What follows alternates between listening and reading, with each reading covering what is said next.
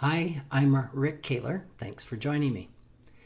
For elderly people facing the reality of diminishing capabilities, a service that can help maintain their independence and autonomy is ride sharing. Now, ride sharing is hardly news for most Americans, particularly those in urban areas. After all, it's been around for a decade. Who hasn't heard of Uber or Lyft? But for more rural areas of the U.S., ride sharing is just becoming an option. For example, in my hometown of Rapid City, South Dakota, Lyft started operations only recently, maybe a year ago, and Uber will begin next month. Many of us in the rural parts of the U.S., which would include myself, use ride sharing primarily when we travel. It's changed the way I travel in large cities, and I appreciate it for its convenience, its flexibility, and the economical cost.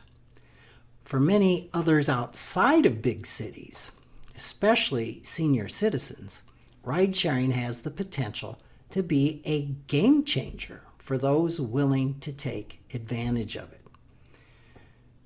Now, there are a lot of emotional benefits and some pitfalls to ride sharing for seniors. The greatest benefit that I think of is that instead of relying on the gratuity of friends and family and limited public transportation, especially in rural areas, they can literally reclaim most of the freedom that they once had when they could drive. This alone can be uplifting and empowering. It allows seniors who may be isolated socially to re-enter their communities and can give them a renewed sense of independence and autonomy. Interestingly enough, I find many seniors emotionally resistant and reluctant to embrace the benefits of ride sharing. Why? Well, many fear the unknown and unfamiliarity of ride sharing. Using the app inherently means owning a smartphone, which many seniors resist. And even those who do have smartphones may feel overwhelmed about downloading and learning the app. This is where reaching out to younger family and friends to show you the ropes can be critical.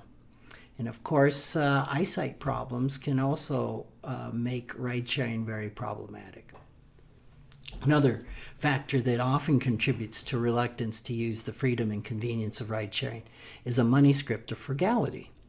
The assumption may be, I can't afford that.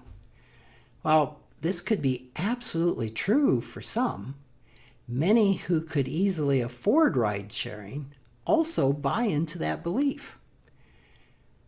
Economically, using ride sharing can cost the same as or less than owning a car. This is especially the case if you don't have a demanding schedule and your need for transportation is moderate, say maybe an average trip a day for activities like grocery shopping, medical appointments, and occasional social events. Let's do the math. Let's assume you average one 10-mile round trip per day. That would be 7 per week. If you owned a car, the gas would cost about $50 a month, and the insurance would run about $100 a month. Oil, changing tires, servicing, periodic repairs could average another $50 a month, so add all that up, we're at $200 a month. The biggest cost, though, is the depreciation on your car. Let's assume your car is worth, say, $20,000. You could expect it to depreciate about 1% a month, which is another $200 a month. So that puts the total cost of owning the car at $400 a month. Ride sharing costs about $7 each way when you're traveling up to 5 miles. So that would put the average daily cost of ride sharing at $14. Times 30, that's $420 a month, which is about the same as owning the car, and a cost that could be covered for months through selling your vehicle.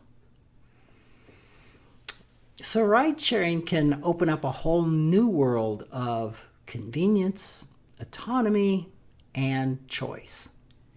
Its benefits can even be a matter of life and death when seniors reach that really difficult time, when they can still legally drive, but in reality, they shouldn't be driving.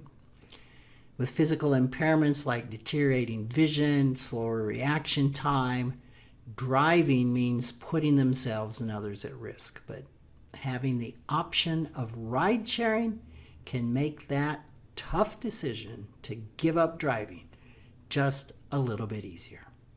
Thanks for joining me.